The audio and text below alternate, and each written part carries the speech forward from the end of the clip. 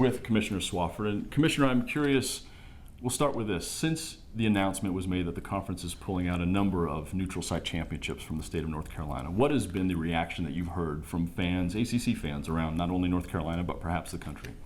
Well, in terms of the venues that we're leaving, enormous support, interestingly enough, which is greatly appreciated here because that just shows the partnership we have with those venues, and hopefully there'll come a time when we can come back. People have various opinions about this because of the passion that people have for sports in this great state, and so the reaction I think has been all over the map, but I think that's also to be expected from our standpoint. Sure. Obviously, the state legislature and Governor McCrory signed this into law about 6 months ago.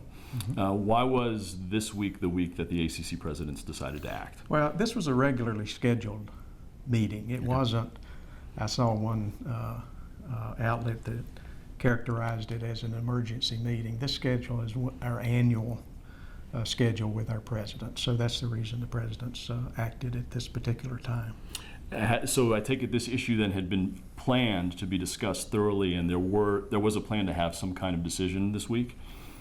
Yes. Okay. Now, we talked about this issue and our championships back in May at the spring meetings of the ACC with our ADs and faculty representatives and SWAs and our student athlete representatives. And the feeling at that point in time was, let's give this some time, hope that there's some changes that occur that allow the ACC to continue to have its championships that are scheduled in North Carolina remain there. That time went by. That did not happen. Those changes did not happen. So the presidents were, expecting to evaluate things at this particular meeting. The football game is now less than 3 months away. How close do you feel like you are having a new solution for where this game will be played? We had our eyes wide open in terms of the time frame and the potential difficulties that come with that. But I'm very confident we'll have a quality venue and a tremendous championship game. I don't think there's any doubt about that.